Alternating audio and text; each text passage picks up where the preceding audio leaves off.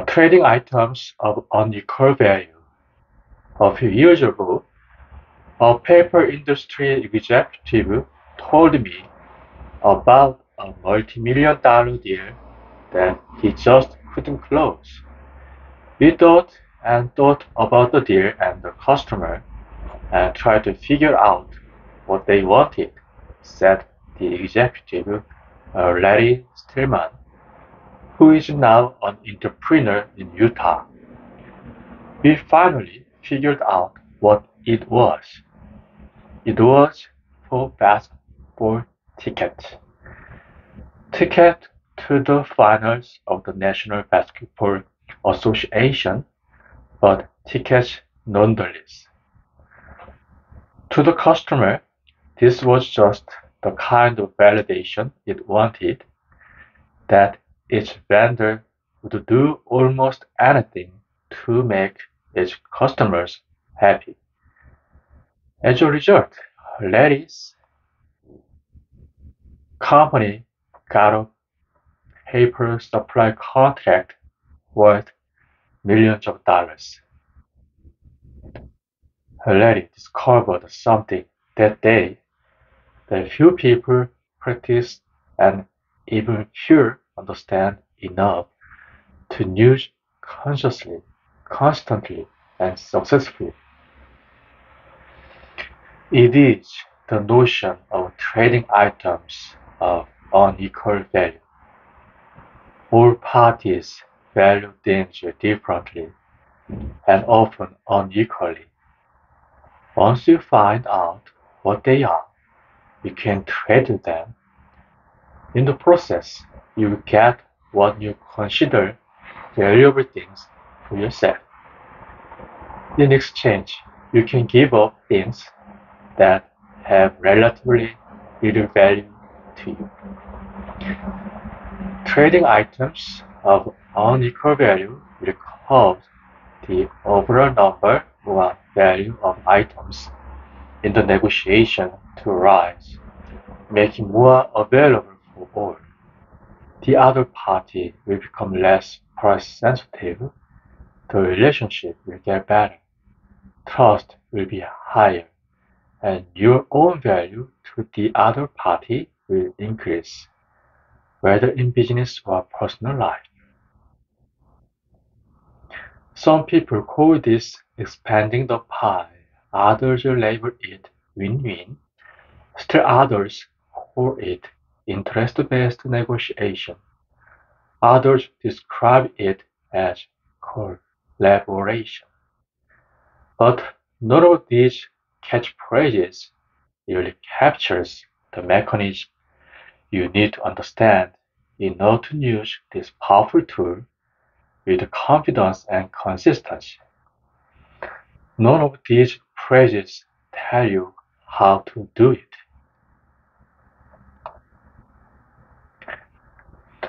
Trading items of unequal value tells you what you have to do. First, you have to find the pictures in their heads, then you have to find the pictures in yours. You find out which ones don't cost one side much but are valuable to the other side, then you trade them. The pictures in your head don't have to be in the deal itself. They can be from anywhere. In fact, the more you look at the whole world as your potential resource space, the easier it will be to find something the other side wants.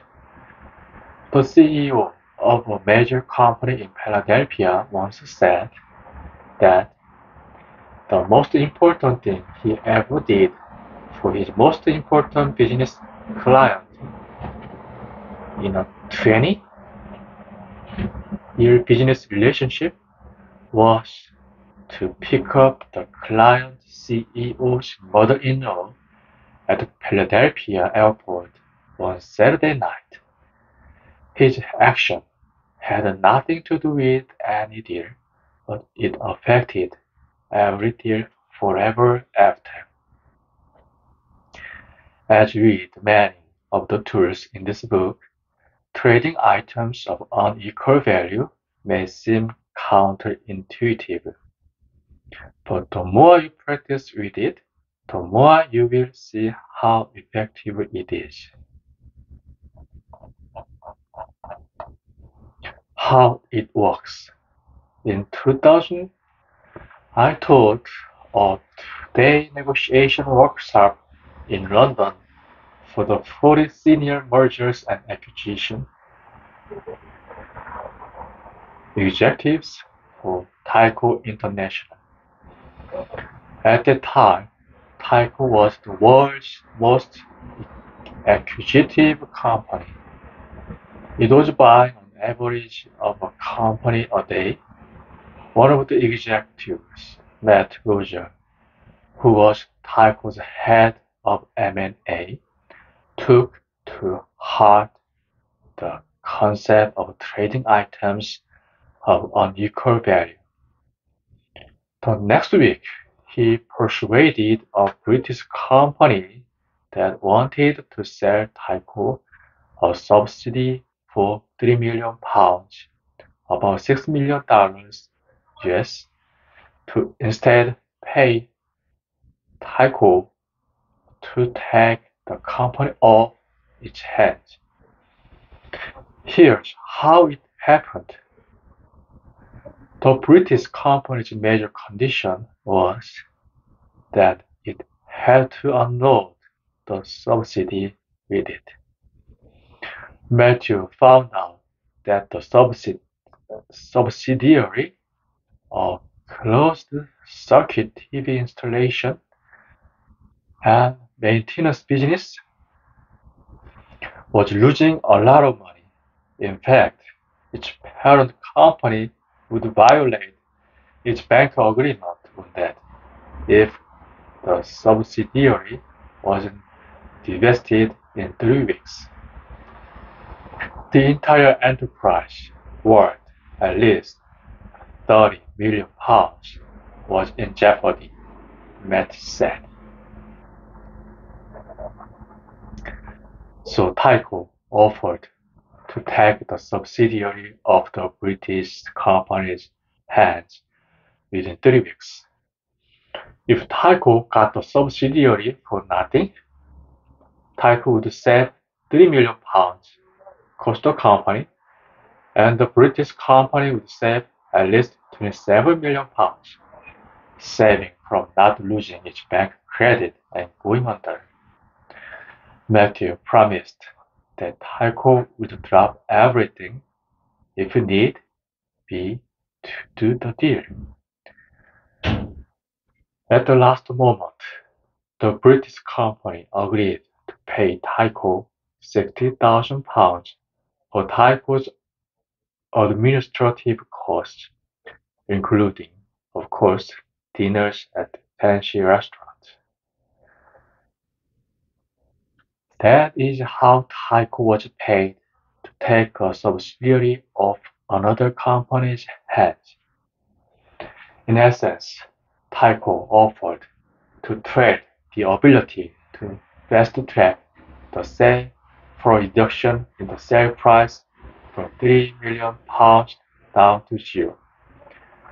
The British company gave up £3 million instead of its whole company worth £30 million, net saving £27 million. Trading items like this has been part of my negotiation toolkit ever since, said Matthew, now M&A head of Edge Control, a cable TV and internet company based in Miami. This was terrific. The trade doesn't need to involve very big things.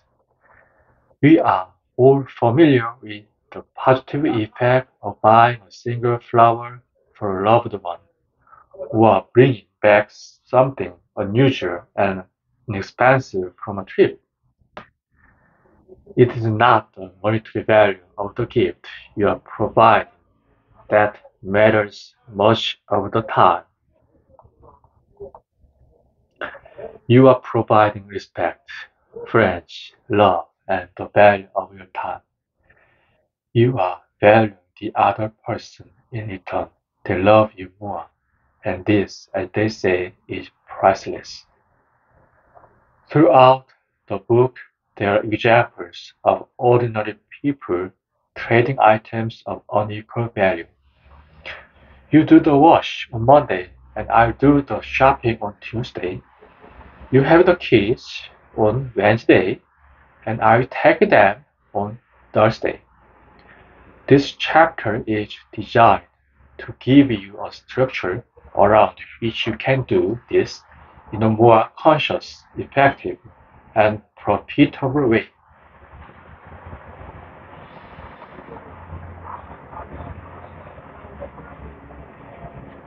Even in business, the thing you trade can be very small in return for a big benefit. In their account, I often ask exact questions like this. On Monday, you deliver a truck filled with your products to a customer and they pay a price for it. On Tuesday, you deliver a truck of exactly the same products to the same customer and they pay the same price for it. In addition, however, on Tuesday, you give the customer's purchase manager the name only of good, inexpensive hotel in the Caribbean for a second honeymoon for him and his spouse. Have you delivered the same product on Tuesday as Monday? Of course not. You have increased the value of your customer's life on Tuesday relative to Monday.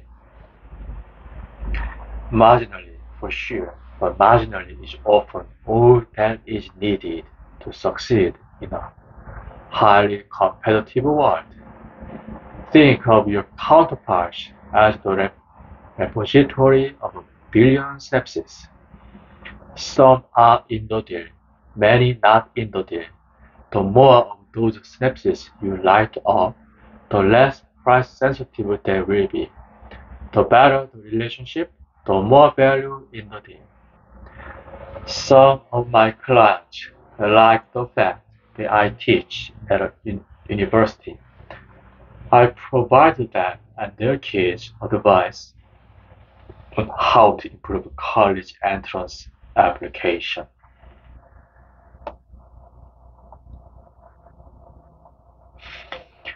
This process is very different from the interest-based negotiation that has been a staple of business in recent years.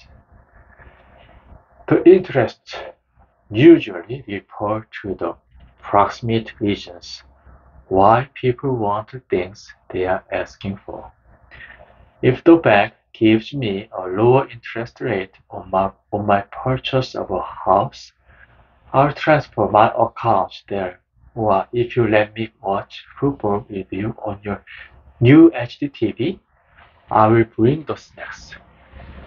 This is good, and you should find as many such trades as you can. But getting more is much broader. The interest or needs to be traded can be anything, including respect or help with one's home computer system. In the deal, outside of the deal, rational, irrational, explicit, implicit, long-term, short-term, verbal, non-verbal, big, small. If I get you some consulting business, well, let you use my box seats at the sports stadium, you let me borrow your fancy car. If the bank gives me a lower interest to buy a house, I'll be the cook at the bank's annual picnic using my culinary skills.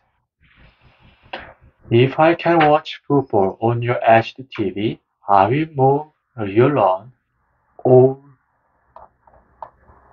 summer with my tractor, saving you a landscaping course. The entire world is annual disclosure to get an agreement. You are not constrained by the negotiation subject itself. The chance of getting more is greater. People want a lot of things in life. The more you find out what they need, the more of it you can use to trade. Some of my course participants have sought refunds, lower interest, and/or lower fees from credit card companies because of customer loyalty. When the credit card rep was not able to do that, the participants asked what else could be done that didn't involve money. The reps then offered double, triple, or quadruple the value of the requested monetary item by providing frequent flyer miles or other benefits almost as usable as cash. A company may be able to offer its clients travel discounts or office supply discounts through the company's superior contact or buying system. This can enable a company to hold the line on pricing during a discounting cycle. The client essentially got a discount by saving money on travel or supplies. When you focus on the other party's needs, you can move a long way from seeing money as the most important part of the deal. The intangibles will substitute for high money interest. Prashant design was trying to hire a live-in nanny for his family. A single father had suffered the nanny twice the salary that Prashant could afford to pay. So Prashant, a Pittsburgh computer networking expert, invited the nanny over to chat. He found out she was a single mother and was trying to find local medical care for her son, who had recovered from blood cancer. It was her first job. I showed genuine care, Prashant said. I informed her that my wife is a physician and my father owns a pathology lab. I communicated our philosophy of the nanny being an extension of our family. He noted the family's informal lifestyle and support structure. He also showed her comparable nanny salaries, demonstrating she would not be underpaid. The nanny took the job with the Prasad family at half of the competing offer. Getting past the salary and knowing her was key. Prasad said, in the past, I would not have pursued this deal. Course tools helped him succeed, he said. A key driver behind trading items of unequal value is intangible. That is, things besides money that have a value to others. In business deals, for example, the parties often wind up with a pretty similar monetary valuation. One usually seals the deal for one party are the things offered other than money, the intangibles, that make the overall package more valuable to the other party. It is often something of small value to one party, but which exactly fits the dream or fear of the other party. Janice Bruce of GATX The big aircraft leasing company in San Francisco needed to get back a bunch of airline seats it was owned by Air Canada. But it was getting hung up by bureaucracy. Finally, Janice found the right item to trade, a round of golf at Pebble Beach.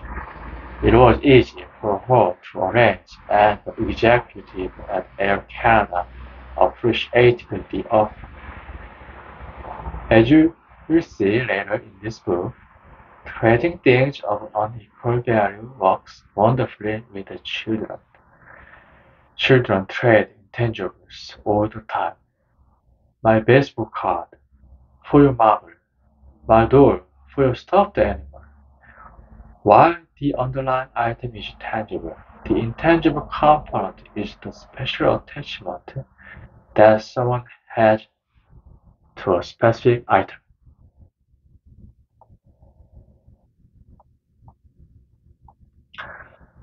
Sometimes the attachment is quantifiable, but often it is not.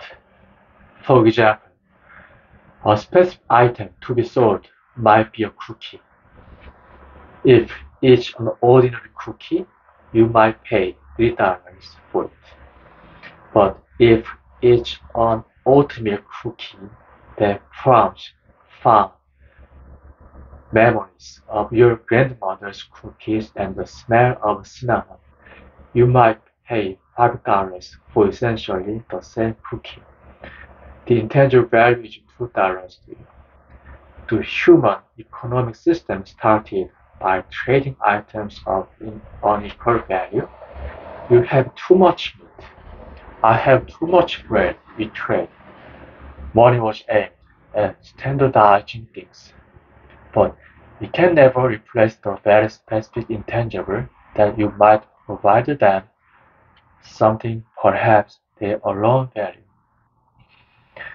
David Simoncini Rosenfeld, vice president of an insurance company, was trying to deal with her 80-year-old daughter, Jessica, screaming and yelling to stay up later than her 8:30 bedtime. Her daughter wanted to read later at night, so Debbie traded her daughter a 9:30 p.m. bedtime in exchange for no barely barely seat church at school and no riding her bike in the street. Debbie valued her daughter's decorum and safety more than a later bedtime. Her daughter valued a later bedtime more than decorum and safety.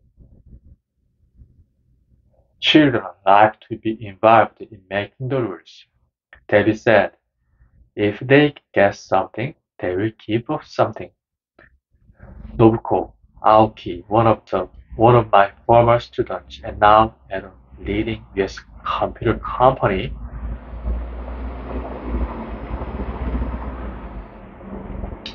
was managing a joint venture with a Japanese company. At first, both companies insisted on owning 51%, but by closer questioning, Nobuka, now a finance manager, found out the Japanese company would accept 49% if the US company kept the Japanese employees. Trading items of unequal value has more universal application in business than one might think at first. The legal system's business judgment rule, which governs most mergers and acquisitions worldwide, says that if you are a company director, you do not have to take the highest stock price offered by a buyer for that company. You can take a lower stock price offer if, in your regional business judgment, the lower priced offer plus the value of intangible makes long-term shareholder value high. It used to be that the court made the election, particularly of public companies, that the highest price per share offered for the company. The theory was that the directors must get the highest price they could. Even in non-public company, shareholders often sue to the director to take advantage.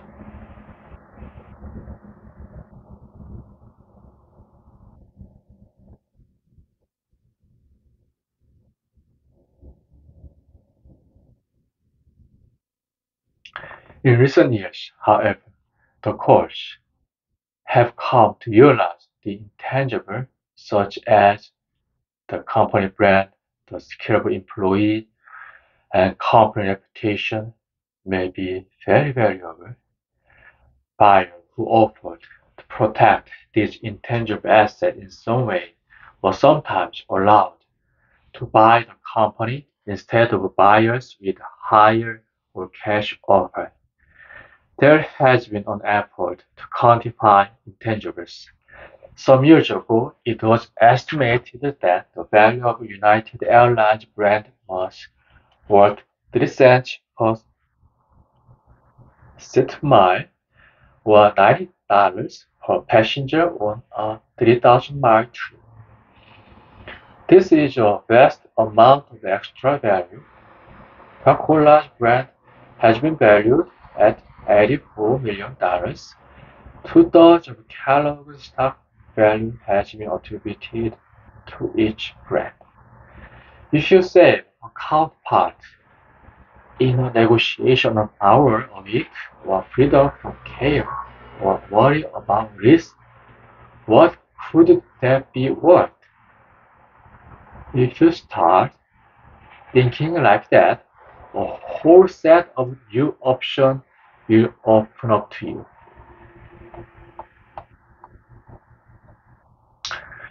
Don't expect the other parties to think of these things. Often you will need to do the work for them. They won't know how to add value. Clearly, there are some situations where it is unethical to provide certain kinds of intangible to people. Gifts to doctors by pharmaceutical companies, bribes or favors for government employees. Trading items of unequal value is not intended to encourage illegal or unethical behavior. You need to find an intangible that is intangible.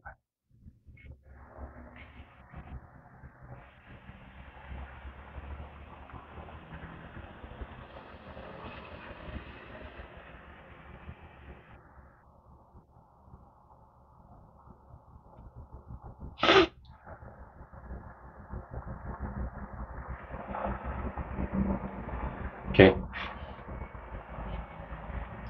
The network acquisition manager at a large technology company saved hundreds of millions of dollars for his company by getting a more than 90% reduction on cable prices.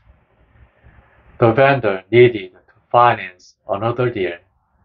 The big technology company helped them with the financing in return for their extra inventory at low prices.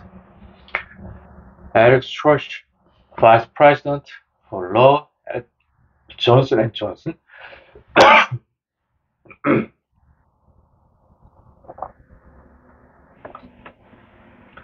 was able to persuade his company to develop an artificial pancreas for diabetes, not on the basis of the economics, which were uncertain.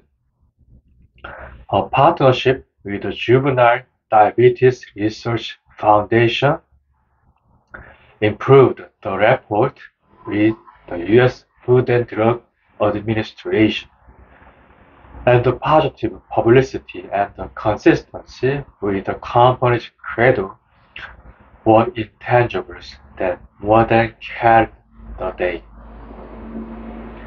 Now you might think he's asking us to think outside the box. I'm not. I'm saying there's no box. There is only your ability to be creative, to think broadly about goals, needs, and the pictures in the heads of the other parties. In fact, the more broadly you think about needs that are not part of the deal, the more you can add value to the deal by making the entire pie larger.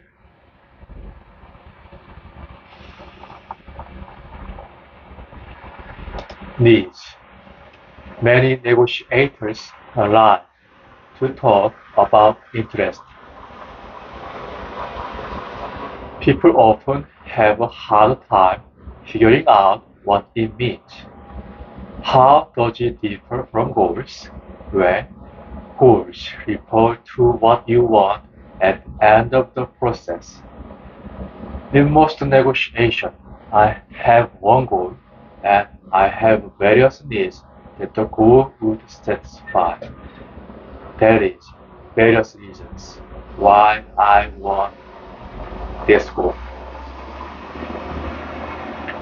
Let's say you want a salary increase, but the company can't give you one. Your real goal should be to afford a better life. So maybe the company instead can consign a loan that will get you a better house for a lower monthly payment. Or the company can give you more vacation time so you can do some outside consulting. Or it can provide you with a cheaper way to take that dream vacation. The more that the company knows about your underlying needs, the more of those needs it can fulfill.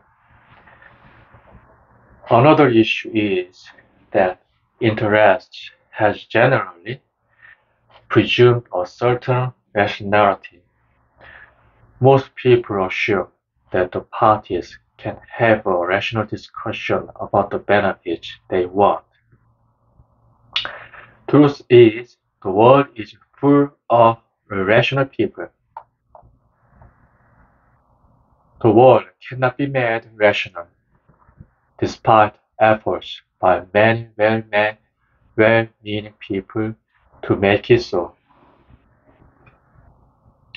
People get angry, adoring, fearful. I'd like to make them rational and calm, but I live in the real world, as do you. So, to meet people's intangible needs and make the pie larger, you need to know the emotional and relational needs of others too. These may include fears like being alone, having an office on a high floor, or bugs of any kind. They may include dreams like baseball camp with the pros or a seminar on fishing. We ask people in our courses for their dreams and fears. We get dreams like travel, sailing, owning a restaurant, running a marathon, and running a company. We get fears like snake, crowds, public speaking, flying, and heights. If you know that the other party likes travel, you can use it in a conversation to break the ice or offer them something you know about the subject. If you know a prospective employee fears height, you can offer an office on the ground floor, and the employee will trade something for it. The point is, the more you find out about the other party, the more persuasive you will become in the negotiation. You expand the pie, meet your goals, find options, trade items of unequal value. Take the case of family-owned businesses. More than 90% of all businesses in the world are owned by families. At least two-thirds of the gross national product of developed countries comes from family-owned businesses, as well as two-thirds of employment. The numbers are higher in developing countries. The word of the Wall Street Journal, that of a widely held public company, is not where most people spend their time.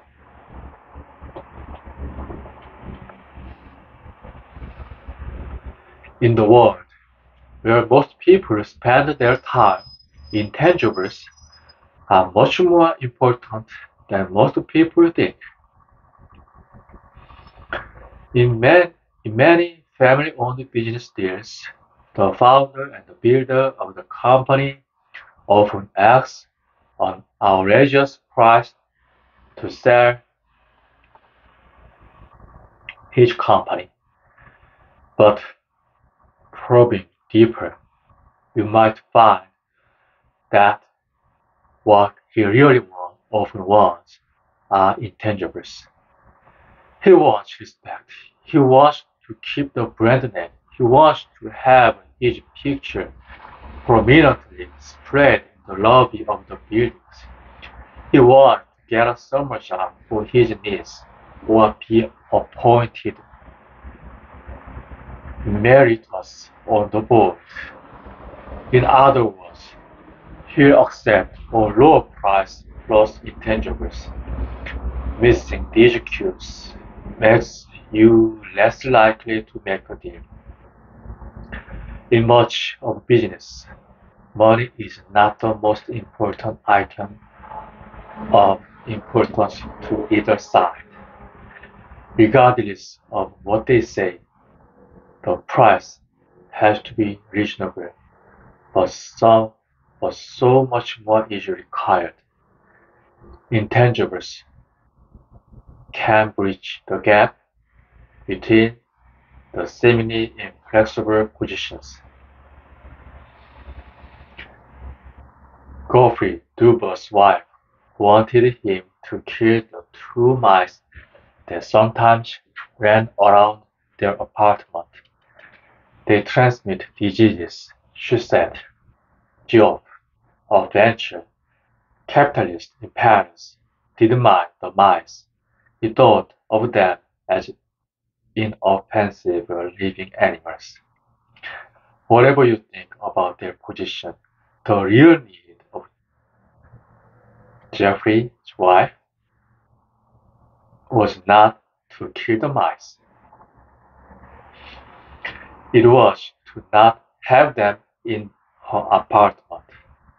So Jeff found the holes where the mice entered their apartment and plastered them up. Everyone was happy, Jeffrey, wife, and the mice.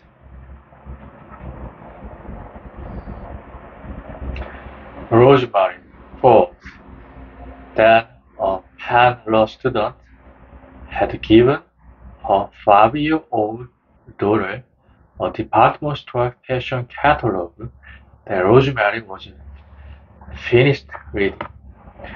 By and by, Rosemary decided she wanted the catalog back to copy a design from the cover for a craft project. So she asked her daughter Cordelia to give her back the catalog. But Cordelia refused. She hid the catalog. It's my magazine, mommy. you gave it to me. Instead of getting angry or annoyed, Rosemary tried to find out her daughter's intangible needs in wanting the magazine. Why do you want the magazine? Rosemary asked. To look at all the pretty pictures inside, Cordelia responded. So Rosemary, now an attorney in Philadelphia, said, well, Mommy wants to copy a design for the cover. Why don't you get the magazine, give Mommy the cover, and keep all the pretty pictures inside? Cordelia got the catalog, carefully tore off the cover, gave the cover to her mother, and kept the rest of the catalog. Whereupon Rosemary explained to her daughter the principle of trading items of unequal value. Rosemary's 5-year-old daughter thought this was so cool that she spent the next week telling everyone she could think of about this, friends, family, neighbors, and finding items of unequal value herself to trade.